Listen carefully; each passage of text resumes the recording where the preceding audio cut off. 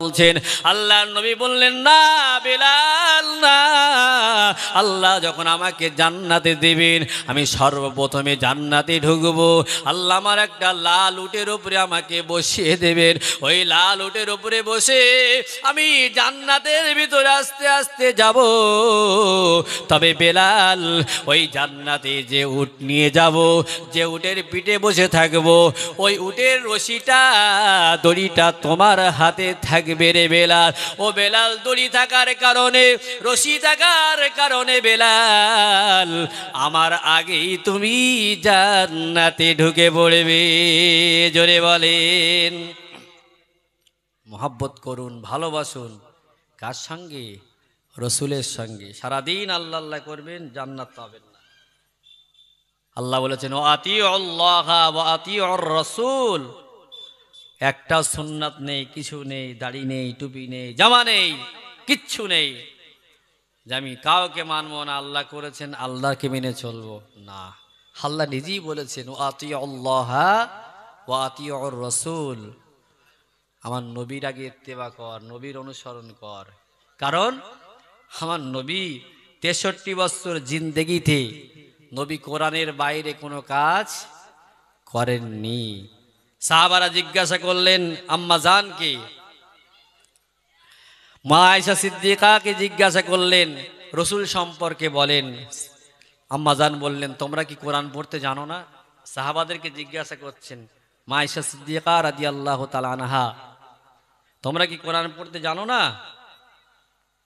তো সাহাবারা বললেন কানা আহলুকুহু আল কোরআন, আমরা তো কোরআন পড়তে পারি। হাফেজ, মুহাদ্দিস, মুফাসসির সব ওর ভিতরে আছে। মা আয়েশা সিদ্দিকা হুজুর বললেন আল্লাহর নবী হলেন কোরআনের মুক্ত পথিক, মুক্ত ছবি। রসুল মানা মানে কোরআন মানা, আর কোরআন মানা মানে নবী মানা। কারণ আমার নবী কোরআনের বাইরে 63 বছর জিন্দেগিতে কোনো কাজ করেননি। জোরে বলুন। সেই জন্য আল্লাহ বললেন আমার বন্ধুকে মানো। আমার বন্ধু তো কোরআনের বাইরে চলেনি, আমার বন্ধুকে স্মরণ করো।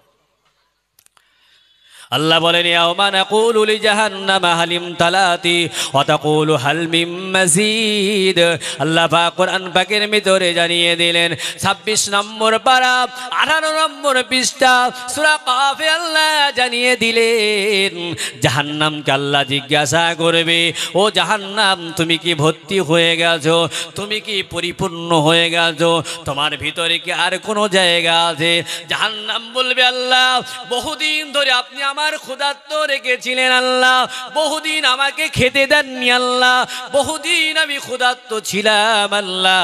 ফাইল্লাম তাফআলু ওয়া লাম তাফআলু ফাত্তাকুন নারাল্লাতী ওয়াকুদুহান নাস ওয়াল হিজারা। আল্লাহ পাক জাহান্নামটা মানুষ দিয়ে জ্বালাবে। জাহান্নাম বলবে আল্লাহ আর যদি বাইরে কেউ থাকে আমার কাছে পাঠিয়ে দেন, আমি জাহান্নাম বড় ক্ষুধার্ত হয়ে গেছি, আমার পেটের জ্বালা বেড়ে গেছে। এই মানুষগুলোকে, বেনামাজিগুলোকে ঠ্যাং ধরে ধরে জাহান্নামে ফেলে দেওয়া হবে। জাহান্নাম দাবদাব করে জ্বলে উঠবে। সেদিন আল্লাহ কারোর উপরে জুলুম করবেন না, কারোর উপরে অত্যাচার করবেন না। গরিব বলে আল্লাহ আর নজরে দেখবেন না। আল্লাহ কোরআনে বলেছেন আলিয়াউমা তুজুসা কুল্লু নাফসিম বিমা কাসাবাত লা যুলমা আলিয়াউম। কোরআন শরীফের 24 নম্বর পারা 8 নম্বর পৃষ্ঠা সূরা মুমিনিনের ভিতর আল্লাহ জানিয়ে দিলেন। আল্লাহ বলেন আমি আল্লাহ কারোর উপরে জুলুম করব না, অত্যাচার করব না। যা যা করেছে, যা যা করেছে ইয়াউমা নাখতিমু আলা আফওয়াহিহিম ওয়া তুকাল্লিমুনা আইদিহিম ওয়া তাশহাদু আরজুলুহুম বিমা কানু ইয়াকসিবুন। এই আমরাই তখন গিয়ে বলবো আল্লাহ এই কাজটা আমি করিনি, ওই কাজটা আমি করিনি, জীবনে কোনো দিন বন্ধন নেইনি, জীবনে কোনো দিন গাঁজা খাইনি, জীবনে আমার বউ মাথার কাপড় ফেলিনি, সারা জীবন মার খেদমত করেছি। আল্লাহ পাক বলবে তোর মুখটা বন্ধ করে দিলাম। মুখটা বন্ধ করে দেওয়া হবে। হাত আপনার বিরুদ্ধে কথা বলবে। যে হাতকে এত ভালোবাসতেন এই হাত আপনার বিরুদ্ধে কথা বলবে, আপনার পা আপনার বিরুদ্ধে কথা বলবে, আপনার চোখ আপনার বিরুদ্ধে কথা বলবে। আল্লাহ পাক আপনার জবানটা সেদিন বন্ধ করে দেবেন। আল্লাহ বন্ধ করে দেবেন। আল্লাহ কারোর উপরে জুলুম করবেন না, জোর জবরদস্তি চাপিয়ে দেবেন না। যে দেখতে শুনতে খুব ভালো, একটু চকচকে মতো, আর এ কি সুন্দর মৌলবী, হেভি সুন্দর দেখাচ্ছে, এর কি করে জাহান্নামে দেই, তুই সাইডের দিক থাক, পরে একটা ব্যবস্থা করতেছি না। কোনো আল্লাহ সমান বিচার করবেন, সমান বিচার, চুলচেরা বিচার আল্লাহ করবেন। আল্লাহ যেন সেদিন অন্তত একটা নেকি আমাদেরকে বাড়িয়ে দেন। বলেন আল্লাহুম্মা আমিন। এটা মন থেকে বলেন না আল্লাহুম্মা আমিন। উঠে যাচ্ছেন কেন, কি ব্যাপার? উঠবেন না, কারণ আমি ওঠার খুব বিরোধিতা করি। যেখানেই জলসায় যাই আগে কেড়িয়ে এলেই, আজকে তো বলা হয়নি, উঠলে আমি খুব মেজাজ গরম হয়ে যায়। কারণ আধা ঘন্টায় যদি পেশাব লাগে তাহলে ভালো ডাক্তার দেখাতে হবে, সুগারের গন্ডগোল। আর যদি বিরাট বিড়ির নেচার থাকে সে তো আর আমার বলার কিছু নেই। কারণ আধ ঘন্টা 1 ঘন্টায় উঠবে কারা? বিরাট হাই সুগার, 550 সুগার। একটা বক্তা আসবে, তার হেডিং বলতে একটা সময় লাগে, আপনি ওঠেন একটু চাটা খান। কারণ এই মজলিসটা হলো ওয়াইদা তুলিয়াত আলাইহিম আয়াতুহু যাদাতুহুম ঈমানা। এই মজলিসে বসলে, কোরআনের আলোচনায় চললে, কোরআনের কথা শুনলে, আমি তো কোরআনের বাইরে এখন একটা কথা বলিনি, তাহলে কোরআনের কথা শুনলে কি হয়? আল্লাহ ইমানের পাওয়ারটা, ইমানের জ্যোতিটা আগের থেকে বান্দার বাড়িয়ে দেন। বলেন সুবহানাল্লাহ। কোরআনের মজলিসে বসবো কেমন করে? ওয়াইদা কুরিয়াল কুরআনু ফাসতামিউ লাহু ওয়া আনসিতু লাআল্লাকুম তুরহামুন। 9 পারার 16 নম্বর পৃষ্ঠায়, 15 নম্বর পৃষ্ঠায় আল্লাহ জানিয়ে দিলেন। আল্লাহ বলেন, বান্দা যখন কোরআনের মজলিসে বসবে, চুপ করে বসবে, চুপ করে বসবে, কথাবার্তারা বলবে না, এক মনে এক ধ্যানে কোরআনের কথাগুলো শুনবে। যদি তোমরা এক মনে শোনো, এক ধ্যানে বসে থাকো, লাআল্লাকুম তুরহামুন, আমি আল্লাহ আসমান থেকে তোমাদের উপরে খাস রহমত বর্ষণ করব। বলেন সুবহানাল্লাহ। তাহলে আমি ওটাউটি করার কি দরকার? ওটাউটি করার তো কোনো প্রয়োজন নেই। প্রয়োজন হবে তখন যাবো ইনশাল্লাহ। জান্নাতীরা জান্নাতে যাবে, জান্নাতীরা জান্নাতে যাবে, জাহান্নামীরা জাহান্নামে যাবে।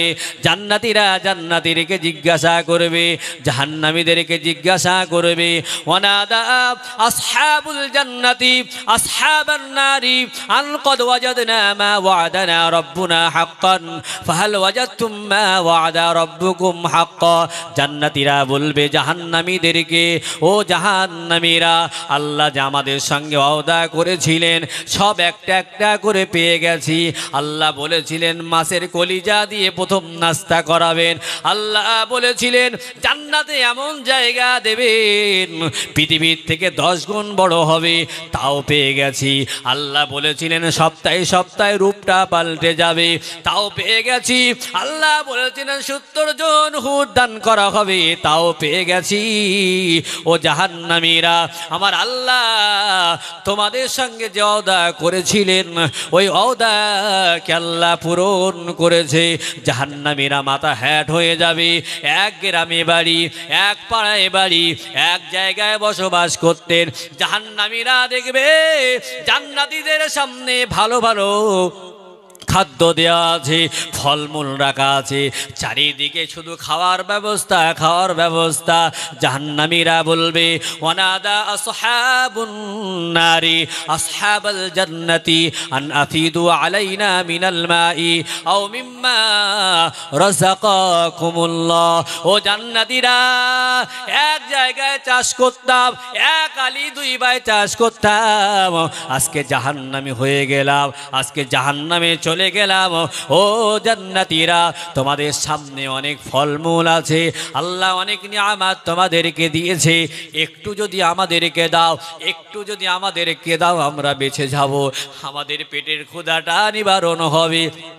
আর কত আগুন সহ্য করব, আর কতদিন না খেয়ে থাকবো?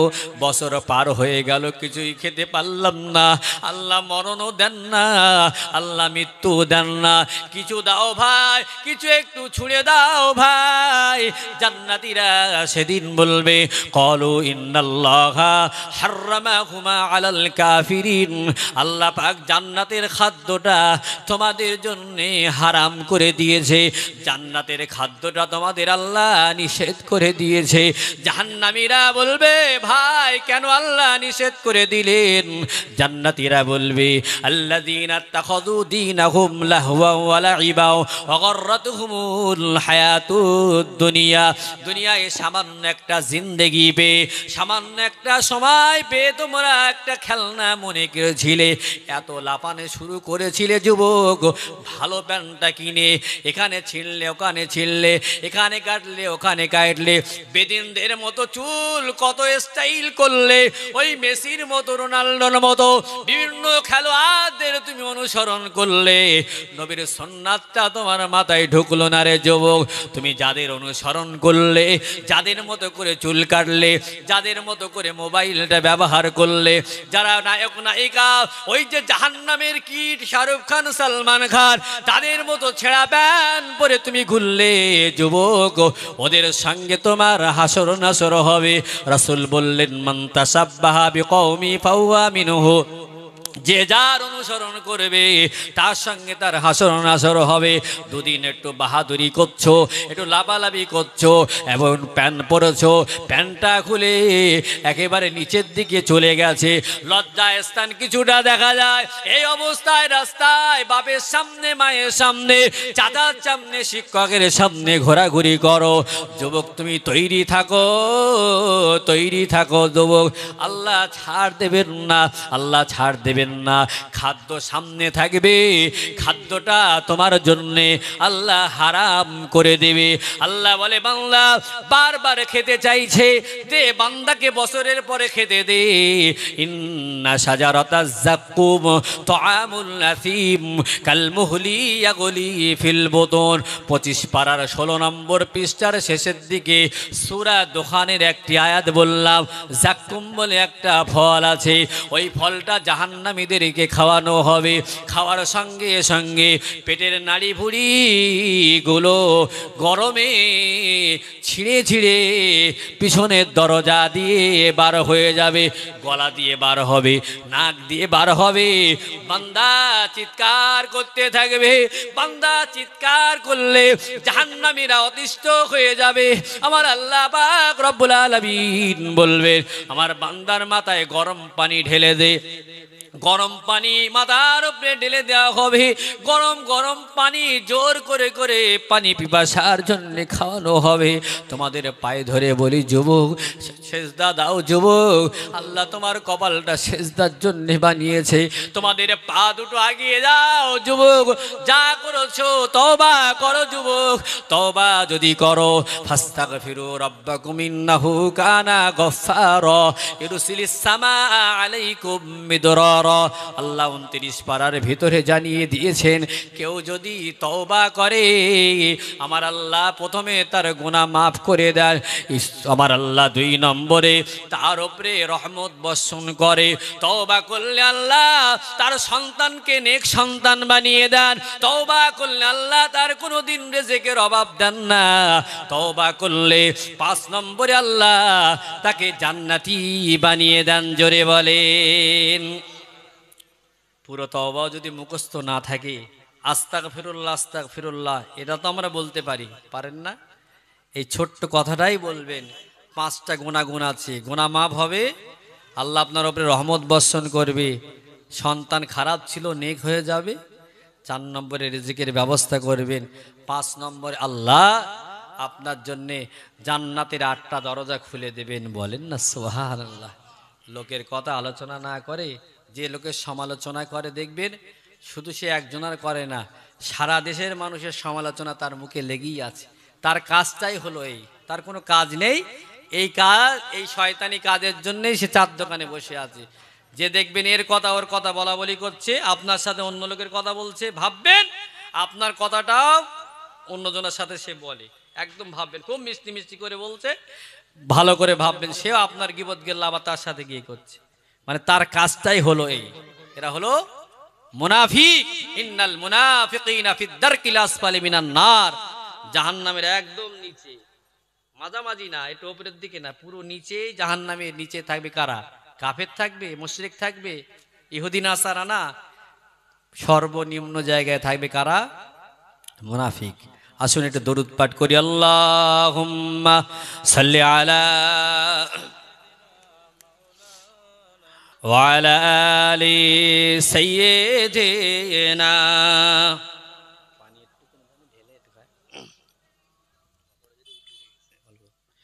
যাহার রূপ দেখিয়া আল্লাহ তাআলা প্রেমেতে ফানা, যাহার রূপ দেখিয়া আল্লাহ তাআলা প্রেমেতে ফানা, সে মোর নূরের নবী দয়ার ছবি নূরে মদিনা।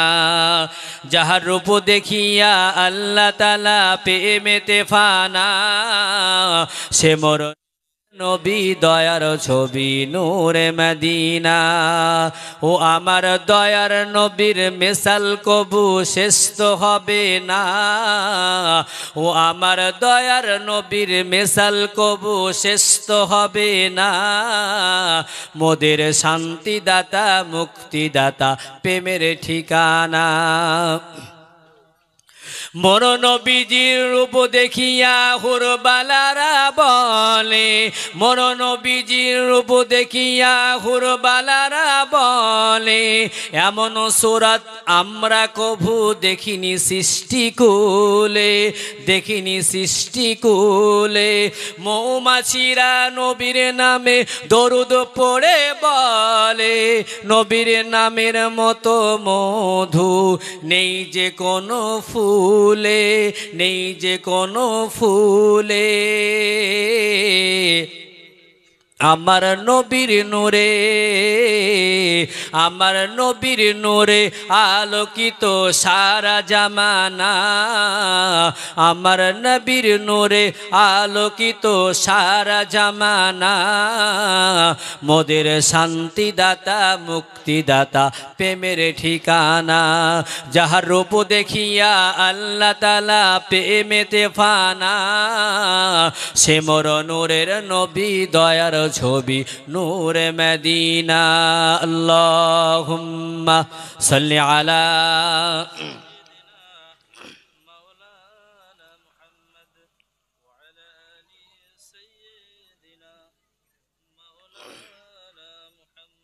সবাই বলেন আল্লাহুম্মা আমিন।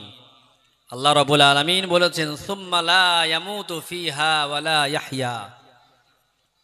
এমন একটা দিন আসবে মরণের পরে এত কষ্ট পাবেন, এত কষ্ট পাবেন, কিছু বান্দা আল্লাহর কাছে বলবে আল্লাহ আমার মরণ দেন, মৃত্যু দেন আল্লাহ। মৃত্যু দিলে কি হয়? মৃত্যু দেবেন না আল্লাহ, আরেকবার মৃত্যু দেন। আল্লাহ বলবে বান্দা সুম্মা লা ইয়ামুতু ফিহা ওয়ালা ইয়াহইয়া, তোর মৃত্যু দেবো না, জীবিতও রাখবো না। এমন পরিস্থিতি, নিঃশেষ যাবে আর আসবে। ওই অবস্থায় ফেরেশতারা চামড়া ছাড়িয়ে নেবে, গাত থেকে চামড়া ছাড়িয়ে টাটকা টাটকা পাহাড়ি লবণ শরীরের উপরে লাগিয়ে দেবে। মরণও হবে না আর বেঁচেও থাকবেন, এরকম একটা পরিস্থিতি তাফসীরে এসেছে সুম্মা লা ইয়ামুতু ফিহা ওয়ালা ইয়াহইয়া। এই বান্দা চিৎকার করে বলবে আল্লাহ, আল্লাহ এত কষ্ট, আমার আব্বাকে একটু ডাকেন না, আমার মাকে একটু ডাকেন। আমার আব্বা হাজী সাহেব ছিলেন, মাও হাজী সাহেব ছিলেন, একটু ডাকেন আল্লাহ। আল্লাহ ডাক করাবেন, আব্বাকেও ডাক করাবেন, মাকেও ডাক করাবেন, দুজনে হাজির হয়ে যাবে। কি ব্যাপার, কি হয়েছে বলো? ওই যুবক, ওই ছেলেটা, জওয়ানটা বলতে থাকবে আল্লাহ এই সামনে দাঁড়িয়ে আছে, হাজী সাহেবরা দাঁড়িয়ে আছে, জিজ্ঞাসা করেন জীবনে কোনোদিন নামাজের কথা বলিনি, কাজে না গেলে বকাবকি করতো, স্কুলে না যাওয়ার জন্য কতবার যে মার খেয়েছি, কতবার যে পেটাই দিয়েছে, মার দিয়েছে, ভোরবেলা ডেকে দিয়েছে কাজে যাওয়ার জন্য। একবার জিজ্ঞাসা করেন একদিনের জন্য নামাজের কথা বলেছিল কিনা আমার আব্বা আমার মা? বলেনি। 8টা 9টা পর্যন্ত ঘুমিয়ে থাকতাম, সারা রাত ফোন দেখতাম, হাতে মোজা পরে ফোন দেখতাম, অশ্লীল নর্তকীদের নাচ গান দেখতাম, সব জানতো, আব্বা মা জানতো। বকাবকি করিনি। কেন বকাবকি করিনি? ছেলের যদি বকাবকি করি, সন্ধে হলে 300 টাকা করে হাতে দেয়, এটা বন্ধ হয়ে যাবে, বন্ধ হয়ে যাবে। দুনিয়ার স্বার্থের দিকে লক্ষ্য রেখে ওর জাহান্নামে বাপ মা ঠেলে ফেলে দিয়েছে। যা তুই জাহান্নামী হ, টাকার দরকার আমাদের, তুই টাকা কামাই কর, তুই কোথায় যাবি, কোন মেয়ে নিয়ে পালিয়ে যাবি, কটা বিয়ে করবি, যা করবি কর, গাঁজা খাবি না মদ খাবি, বাড়ি এনে মদ খা, কিন্তু টাকা হাজির কর, তুই জাহান্নামে যা। সেদিন হাজী সাহেব দাঁড়িয়ে থাকবে আর বলবে, আল্লাহ জিজ্ঞেস করেন, কোনোদিন নামাজের কথা বলিনি, আমি তো জানতাম না নামাজের এত ফয়দা, এত গুরুত্ব। আজ আমার কষ্ট, আল্লাহ আল্লাহ আমার তো দোষ ছিল না। আল্লাহ নবী বলেছেন ওই গুনাহগুলো নিয়ে ওই মানুষটার ঘাড়ের উপরে চাপিয়ে দেওয়া হবে। হাজী সাহেবদের মক্কা মদিনায় সফর করা যুবককে জান্নাতে ঢুকিয়ে দেওয়া হবে। এজন্য আল্লাহ নবী বলেছেন, বুখারীর হাদিস, মুরু আওলাদুকুম বিসসালাতি হুম আবনাউ সাবঈ সিনিন অদরিবুহুম আলাইহা। আল্লাহ নবী বললেন, যখন তোমার বাচ্চার বয়সটা 7 বছর হবে, ওই বাচ্চার নামাজের কথা বলবে। ওই বাচ্চা তখন কিছুই বোঝে না, হাত ধরে ধরে মসজিদে নিয়ে যাবে, বাচ্চার নামাজের কথা বলবে। বাচ্চা নামাজে রাজি হয় না। বাচ্চার যখন 10 বছর বয়স হবে, বাচ্চার নামাজের কথা বলো। বাচ্চা যদি নামাজ না পড়ে, ওই বাচ্চাকে মারধর করো, ওই বাচ্চার খানা বন্ধ করে দাও, ওই বাচ্চার ঘরের দরজা লাগিয়ে দিয়ে ঘরে শোয়া বন্ধ করে দাও। বাচ্চাকে শাসন করো, শাসন করে যদি না হয়, ভালোবাসা যেটা পছন্দ করে ওই পছন্দের জিনিসটা দাও। বাচ্চা নামাজি না হলে তাকে ছাড় দিও না।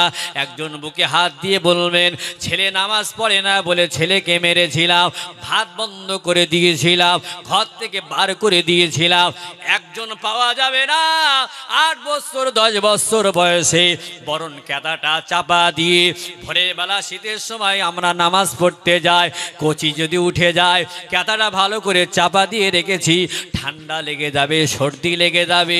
16 বছরের যুবক বিয়ের জন্য পাগলা হয়ে টোটো হয়ে ঘুরে বেড়ায়। আর এই বাপ, এই হতভাগা কপাল ফাটা বাপটা কেদা চাপা দিয়ে দরজাটা আস্তে আস্তে লাগিয়ে দিয়ে চলে আসে।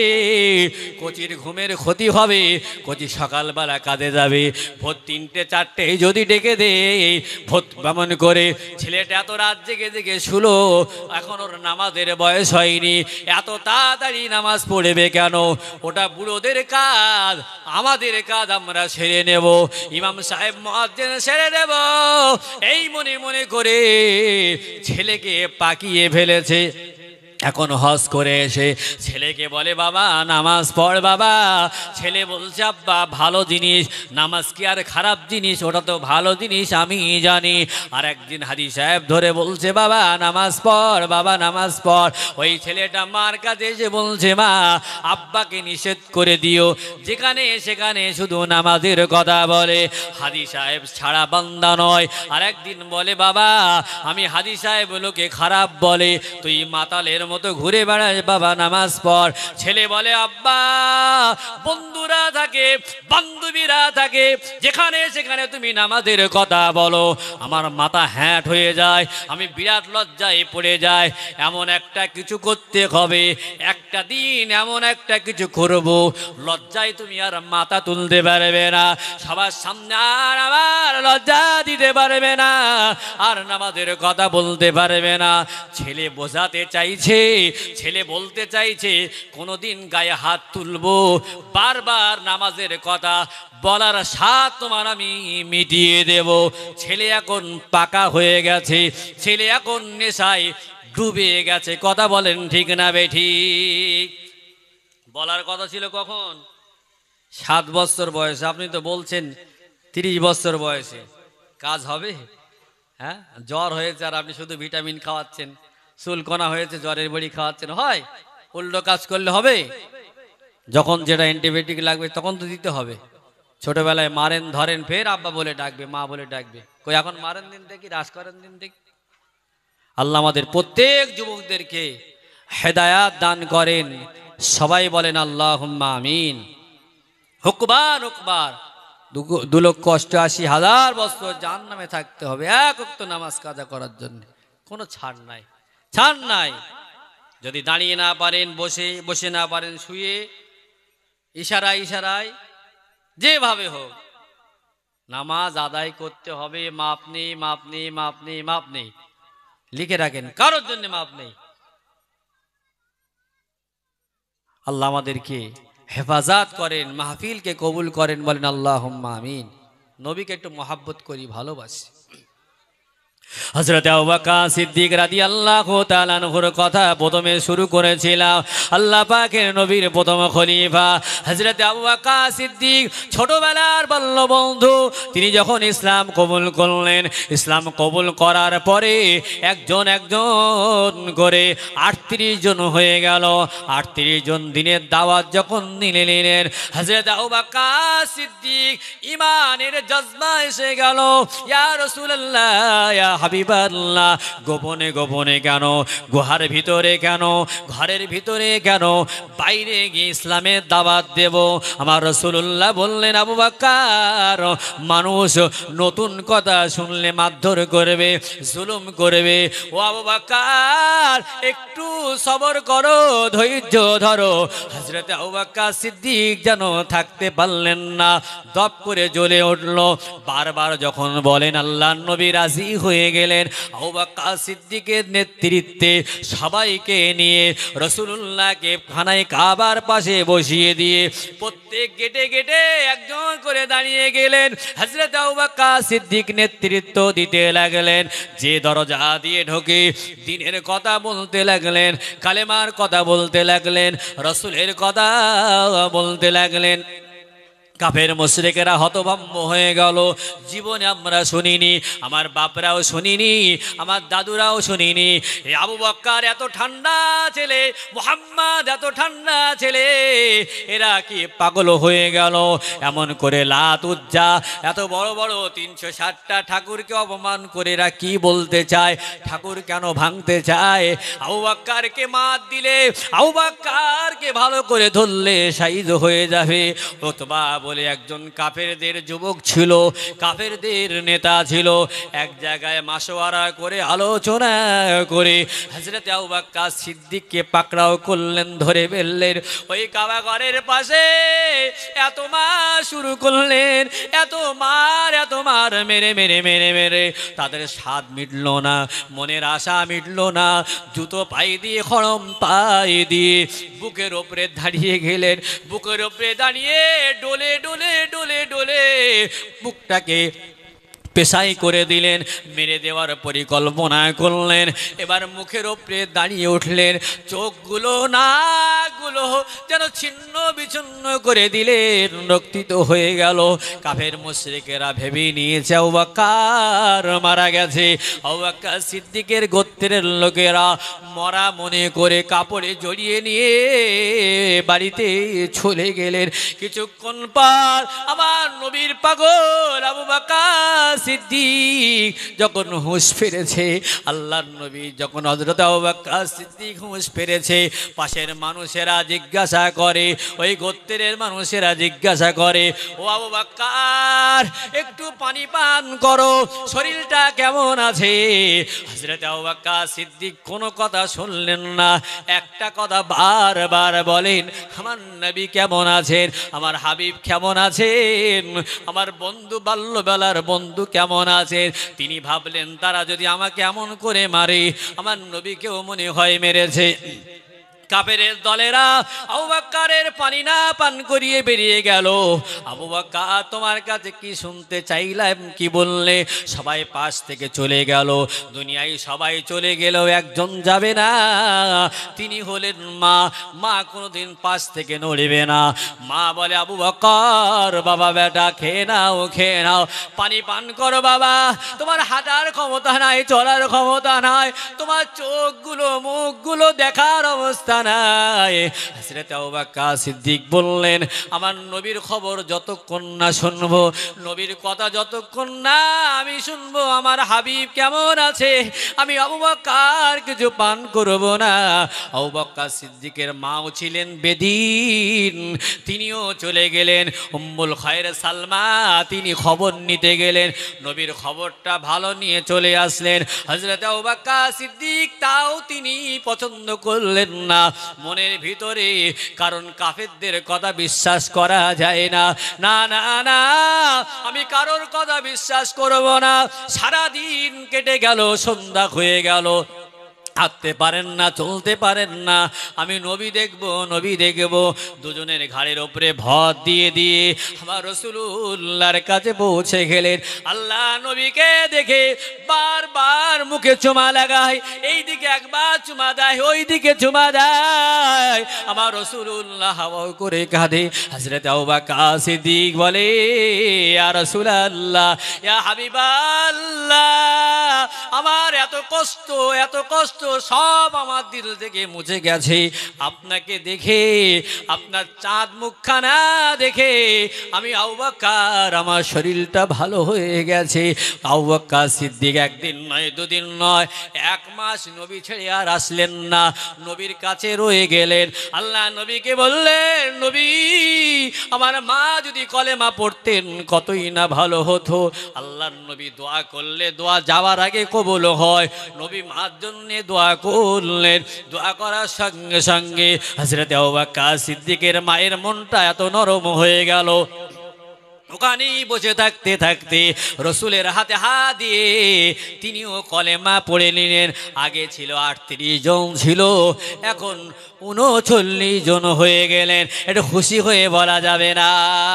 হযরত আবু বকর সিদ্দিককে আমার নবী বলেছিলেন, আবু বকর, মক্কার মানুষেরা তারা ষড়যন্ত্র করে, তারা পিছনে পিছনে আমার মেরে দেওয়ার পরিকল্পনা করে, তারা আমাকে দেশ থেকে তাড়িয়ে দেওয়ার পরিকল্পনা করে, আমার জেলখানায় রাখার পরিকল্পনা করে। ও আবু বকর, তারা পিছনে পিছনে করে, কিন্তু আমার আল্লাহ আমাকে জানিয়ে দিলেন, ওয়াইয ইয়ামকুরু বিকাল্লাযীনা কাফারু লিইউসবিতুকা আও ইয়াকতুলুকা আও ইখরিজুক ওয়া ইয়ামকুরুনা ইয়ামকুরুল্লাহ আল্লাহু খায়রুল মাকিরিন। আমার আল্লাহ বললেন, নবী, তারা যতই ষড়যন্ত্র করুক না কেন, তারা যতই এমন করে মারার পরিকল্পনা করুক না কেন, আমি আল্লাহ আমার থেকে বড় ষড়যন্ত্রকারী পৃথিবীতে আর কেউ নেই। এ আমার হাবিব, আমি ঘোষণা করলে দেশ ছাড়বে, আল্লাহু ইয়াসিমুকা মিনান নাস, পৃথিবীর কোনো মানুষ নেই তোমার ক্ষতি করবে, মেরে ফেলে দেবে। আল্লাহ নবী হযরত আবু বকরকে বললেন, আবু বকর, সময় হলে দুজনে দেশ ছেড়ে বিদায় নিতে হবে। আল্লাহর হুকুম হলে আল্লাহর পাক হুকুম দিলেন। একটা ঘরের ভিতরে ছিলেন, কাফের মুশরিকরা বুঝতে পেরে ঘিরে ফেলেছে। আল্লাহর নবী এক মুষ্ঠ বালি নিয়ে কাফেরদের দিকে নিক্ষেপ করলেন। ওমা রমাইতা ইয রমাইতা ওয়ালাকিন্নাল্লাহ রমা। সঙ্গে সঙ্গে তাদের চোখগুলো কিছুক্ষণের জন্য অন্ধ হয়ে গেল। রাসূলুল্লাহ পদ্ধতি অবলম্বন করলেন, সরাসরি মক্কার দিকে না গিয়ে উল্টো দিকে গারে সুরের দিকে চলে গেলেন। গারে সুরে আমি নিজে হেঁটে উঠেছি 5,500 কিলোমিটার উপরে। আল্লাহ নবী দাঁড়িয়ে আছেন। হযরত আবু বকর সিদ্দিক বললেন, ইয়া রাসূলুল্লাহ, আপনি আমার পিঠের উপরে ওঠেন, আপনি আমার পিঠের উপরে ওঠেন। নবী বললেন, যে জায়গায় উঠতে গেলে 30 থেকে 40 বার বসতে হয়। ও আবু বকর, এই খাড়া পাহাড়ে কেমন করে তুমি আমার ঘাড়ে করে নিয়ে যাবে? হযরত আবু বকর সিদ্দিক বলেছিলেন, ইয়া রাসূলুল্লাহ, ইয়া হাবিবাল্লাহ, আপনি উঠতে উঠতে যদি পায়ের ছাপ লেগে থাকে, তারা দেখে বুঝতে পারবে আমার মতো আবু বকর যদি মারা যায়, হাজার হাজার আবু বকর জন্ম নেবে। আমার নবী চলে গেলে হাবিবকে আর পাওয়া যাবে না। জোরে বলেন সুবহানাল্লাহ। আমার হাবিবকে পাওয়া যাবে না। ওই পাহাড়ে আপনি যাবেন, পরীক্ষা করবেন, 20 থেকে 30 বার যদি বসতে না হয়, ওই পাহাড়ে ঘাড়ে করে নিয়ে চলে গেলেন। ওই পাহাড়ের ভিতরে গিয়ে আল্লাহর নবীর সাহাবা দেখেন কাফেরেরা সেখানে পৌঁছে গেছে, উপরে ঘোরাঘুরি করছে, গায়ের ছায়াগুলো পাহাড়ের ভিতরে পড়ছে, গুহার ভিতরে পড়ছে। হযরত আবু বকর সিদ্দিক বললেন, ইয়া রাসূলুল্লাহ, তারা তো দেখতে পাবে তারা তো ধরে ফেলবে, ওদের গায়ের ছায়াটা গুহার ভিতরে আসছে। আমার আল্লাহর নবী বললেন, আবু বকর মনে মনে করো না, আমরা দুজনে শুধু এখানে আছি, লা তাহজান ইন্নাল্লাহা মা'ানা। ও আবু বকর, শুধু আমরা দুজনে নেই, আমাদের সঙ্গে আমার আল্লাহ আমাদের সঙ্গে আছেন। জোরে বলে এ দুনিয়ার মানুষেরা, আজ সরকার কি করছে দেখেন, আজ মসজিদ ভাঙলো, আজ নতুন নতুন বছরে বছরে এক একটা আইন তৈরি করলো। এখন আইন তৈরি করেছে আপনার সম্পত্তিগুলো আপনার বাপের কবর তুলে দেওয়া হবে না, মার কবর তুলে দেওয়া হবে না, কিন্তু কবরের জায়গাটা নিয়ে নেওয়া হবে, ওয়াকফ সম্পত্তিটা নিয়ে দেওয়া হবে, আপনার সামনে খাদ্য দেওয়া হবে, ভাত দেওয়া হবে, রুটি দেওয়া হবে, কিন্তু থালাটা কেড়ে নেওয়া হবে। কিছুদিন পরে দেখবেন এই কবরের স্থান থাকবে না, অনেক মসজিদ থাকবে না, অনেক খানকা থাকবে না, পীরের মাজার থাকবে না। কারণ হলো আপনাকে বলে না মসজিদে ভেঙে দেব, মাদ্রাসা ভেঙে দেব, খানকা ভেঙে দেব, জায়গাটা কেড়ে নেওয়া হবে। যদি আবার ডাক আসে যাবেন কিনা বলেন, একটু লব্বাইক দিয়ে হাত তোলেন, নারে তাকবীর, সবাই হাত তোলেন, নারে তাকবীর, নারে তাকবীর। যদি এমন কলকাতায় ডাক আসে, আমাদের হাফেজ মাওলানা আলহাজ সাইফুল্লাহ সাহেব তিনি এসে গেছেন, খুশির খবর, এক্ষুনি আসবেন, আপনারা প্রত্যেকেই চলে আসেন বাবা।